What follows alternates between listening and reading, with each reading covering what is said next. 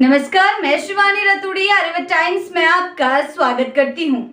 नीतीश सरकार के मंत्रियों के विभागों के बंटवारे के साथ ही शुक्रवार को बिहार की सत्ता में बड़ी परिवर्तन दिखा।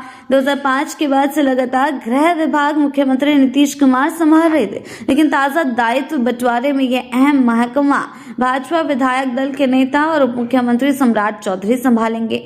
एनडीए गठबंधन में 89 सीटें जीतकर मुख्यमंत्री की कुर्सी 85 सीटें वाले दल जेडीयू के मुखिया नीतीश कुमार को फिर से सौंपने वाली भाजपा के प्रति ये महज सीएम की उदारता है, भाजपा की जिद है। ये बिहार में भविष्य की राजनीति का कोई बड़ा संकेत। फिलहाल इसको लेकर सियासी चर्चाएं तेज हैं। बिहार में लालू राज समाप्त कर नीतीश कुमार नवंबर 2005 में सत्ता में आए। उसके बाद लगातार 20 साल से गृह विभाग उनके पास था।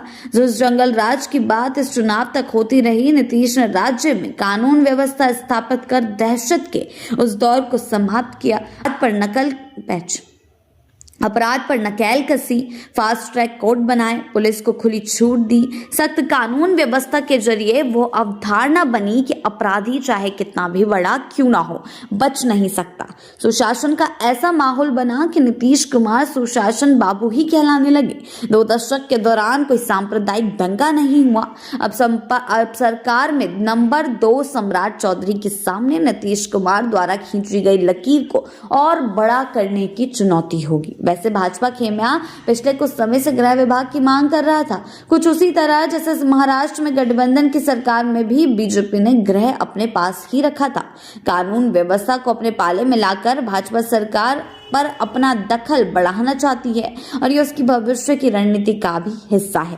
बहरहाल भाजपा के नेता गृह मिलने पर खुशी जाहिर कर रहे हैं। बिहार में भी यूपी के सीएम योगी आदित्यनाथ की तर्ज पर अपराधियों पर नकेल कसने और बुलडोजर सरकार की बातें होने लगी है। अब क्योंकि सम्राट चौधरी के हाथों में कानून व्यवस्था की जिम्मेदारी आ गई है, तो देखना होगा कि कैसे वो पुलिस प्रशासन के साथ तालमेल बैठाते हैं।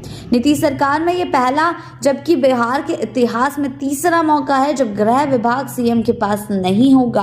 सन 1967 में बिहार की पहली गैर कांग्रेसी सरकार में जब महामाया प्रसाद मुख्यमंत्री थे तो गृह और पुलिस महकमा रामानंद तिवारी ने संभाला था। फिर 1971 में जब कर्पूरी ठाकुर सीएम बने तो तब भी गृह और पुलिस तिवारी जी के पास ही रहा।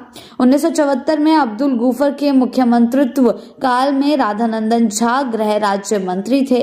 हालांकि गृह मंत्री खुद गफूर साहब थे। अब देखने वाली बात यह होगी कि सम्राट चौधरी इस बड़ी जिम्मेदारी को कैसे संभालते हैं। हालांकि उनको बहुत बड़ी जिम्मेदारी दी गई है क्योंकि ये जिम्मेदारी हमेशा से नीतीश कुमार के पास थी, लेकिन अब उनके पास शिफ्ट हो गई है तो उन्हें हर एक चीज का ध्यान रखना होगा और इस जिम्मेदारी को बखूबी निभाना होगा।